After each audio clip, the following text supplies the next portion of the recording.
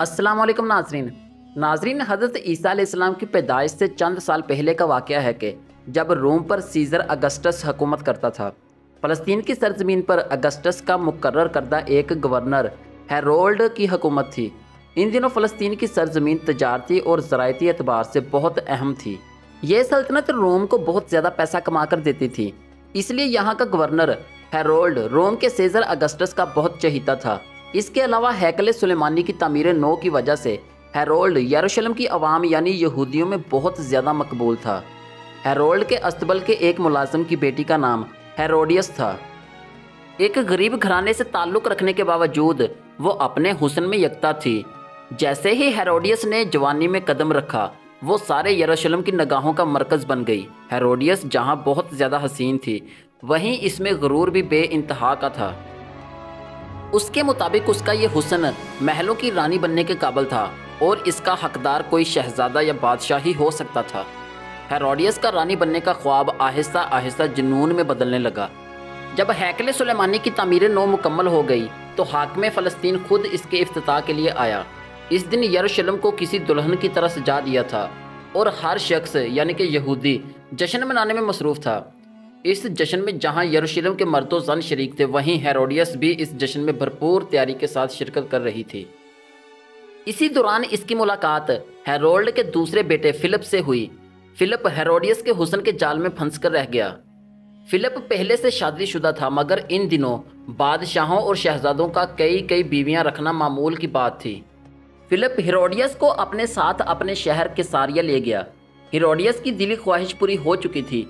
वो झोंपड़ी से महल में आ चुकी थी। इसको हर वो चीज़ हासिल हो चुकी थी जिसके वो ख्वाब देखा करती थी, मगर क्या करें हवस का। हेरोडियस की बुलंदी पर पहुंचने की हवस भी महल में पहुंचते ही मज़ीद बढ़ गई। इसने मलका बनने के ख्वाब देखना शुरू कर दिए। फिलिप, जिसकी किसी भी बीवी से कोई औलाद ना थी, वो अपने वारिस के लिए बहुत ज़्यादा परेशान रहता था। हेरोडियस की ये ख्वाहिश थी कि वो फिलिप को वारिस दे और कैसारिया की मलका बन जाए। वक्त गुजरता जा रहा था, मगर बच्चे की कोई उम्मीद नज़र नहीं आ रही थी। एक दिन हेरोडियस की एक कनीज़ ने इसे एक बूढ़ी औरत के बारे में बताया जो कि शहर से बाहर एक गार में रहती थी। कनीज़ ने हेरोडियस को बताया कि लोग इस बूढ़ी औरत के पास अपनी मुरादें लेकर जाते हैं और कामयाब वापस लौटते हैं। हेरोडियस ने बूढ़ी औरत के पास जाने का इरादा कनीज़ से ज़ाहिर किया और कनीज़ उसे लेकर एक दिन इस बूढ़ी औरत के पास इसके गार में जा पहुंची। हेरोडियस के पूछने पर बूढ़ी औरत ने उसे बताया कि तेरी औलाद ज़रूर होगी और इतनी मशहूर होगी कि रहती दुनिया तक लोग उसे याद रखेंगे। बूढ़ी औरत की इस पेशगोई पर हेरोडियस बहुत खुश हुई। अभी वो इसी खुशी में थी कि बूढ़ी औरत फिर गोया हुई, लेकिन तेरी औलाद अपने गुनाह अजीम की वजह से याद रखी जाएगी। हेरोडियस यह सुनकर वापस चली आई। चंद ही दिनों बाद हेरोडियस उम्मीद से हुई और इसके घर एक लड़की पैदा हुई जिसका नाम सलोमी रखा गया। मगर फिलिप को इससे ज़्यादा खुशी ना हुई, क्योंकि वो लड़के की ख्वाहिश रखता था ताकि उसका तख्त का कोई वारिस हो सके। हेरोडियस की अहमियत इस महल में अब पहले जैसी ना रही। चंद ही दिनों के बाद फ़लस्तीन का हाकिम हेरोल्ड और फिलिप का बाप और हेरोडियस का ससुर चल बसा और इसकी सल्तनत इसके बेटों में तकसीम हो गई। फ़लस्तीन की तकसीम में से छोटा हिस्सा फिलिप के हिस्से में आया और सबसे ज़्यादा आमदनी वाला हिस्सा फिलिप के छोटे भाई एंटीपास, जिसे हेरोल्ड सानी भी कहा जाता था, के हिस्से में आया। हेरोडियस और एंटीपास की पहली मुलाकात हेरोल्ड आज़म की तदफीन के मौका पर हुई। एंटीपास एक नौजवान और मजबूत जिस्म का मालिक था। वो पहली ही नज़र में हेरोडियस के इश्क में मुब्तला हो गया।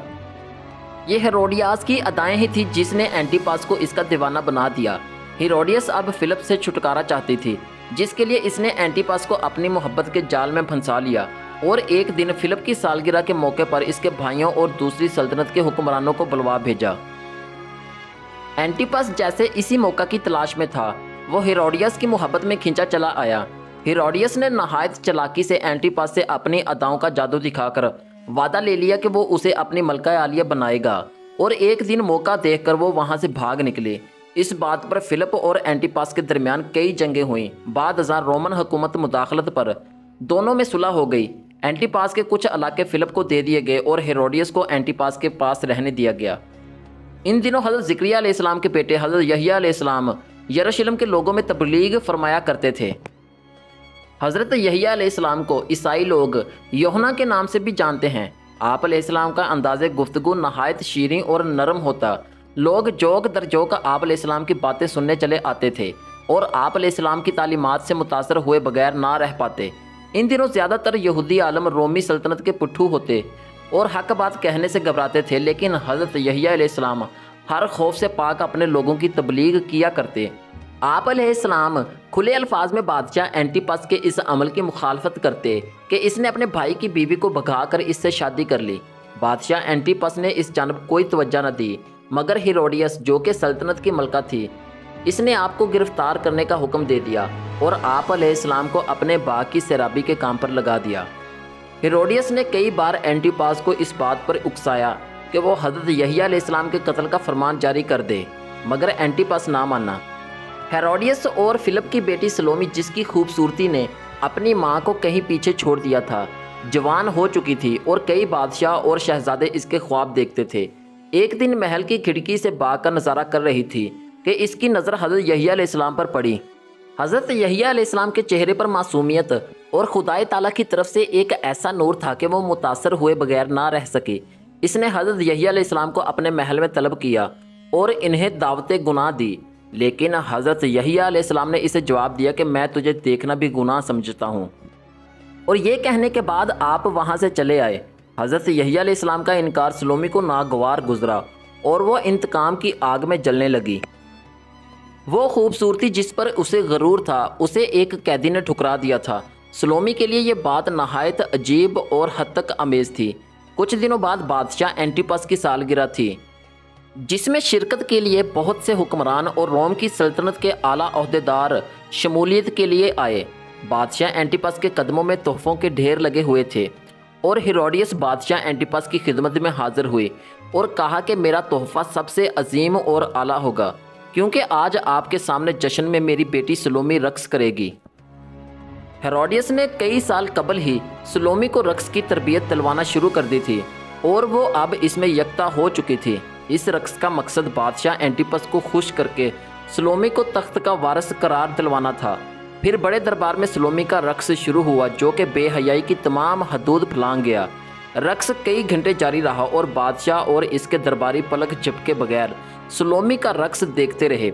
रक्स के इख्तिताम पर बादशाह ने कहा कि मांगो जो मांगना है। बदबख्त सलोमी ने बादशाह से हज़रत यहया अलैहिस्सलाम के कत्ल की ख्वाहिश ज़ाहिर की। बादशाह चाहते हुए भी इनकार ना कर सका, क्योंकि वो भरे दरबार में वादा कर चुका था और यूं इस बदबख्त औरत की ख्वाहिश पर हज़रत यहया अलैहिस्सलाम की शहादत हुई।